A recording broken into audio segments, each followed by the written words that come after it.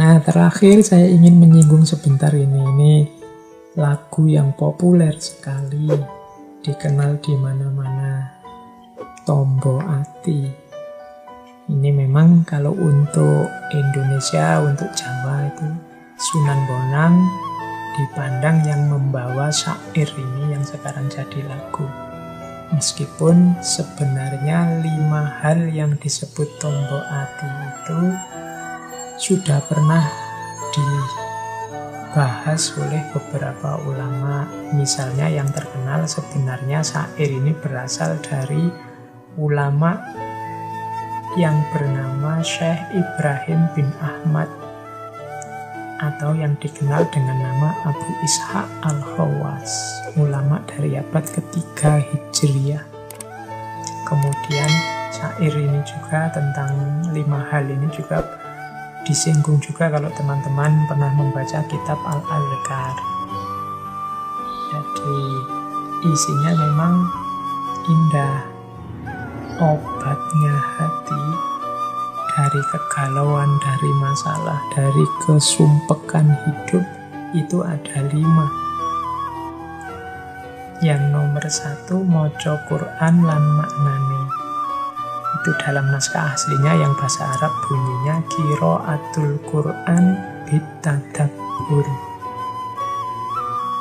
Kenapa harus bitadabbur? Karena dengan merenungi maknanya akan ada banyak solusi kita dapatkan menghadapi problem-problem hidup kita. Insya Allah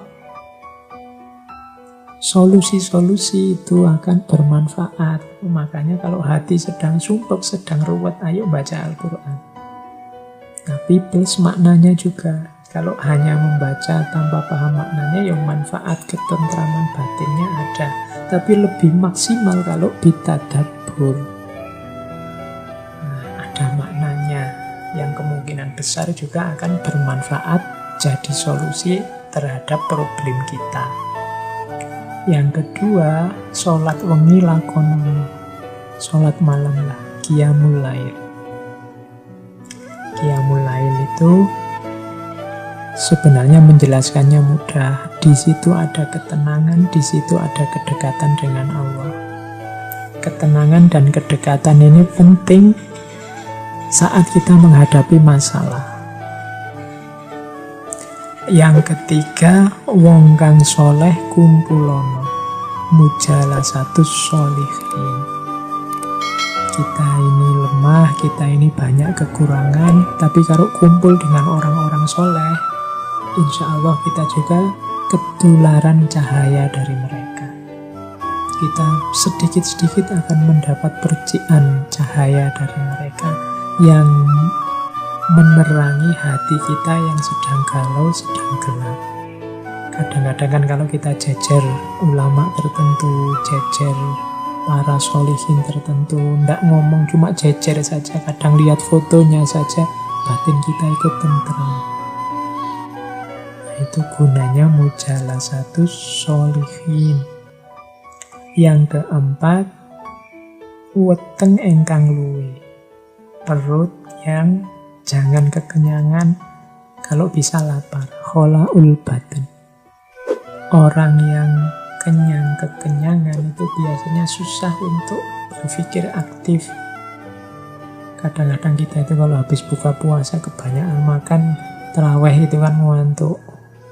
Tapi paginya enggak. Waktu kita puasa enggak terlalu ngantuk. Jadi perut jangan terlalu penuh itu penting.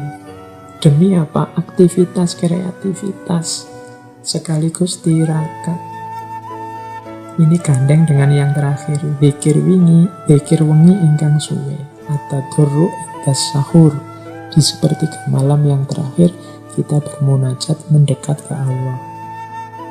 Jadi 5 hal ini akan sangat membantu kita saat kita punya masalah, ada kegalauan-kegalauan dalam hidup kita.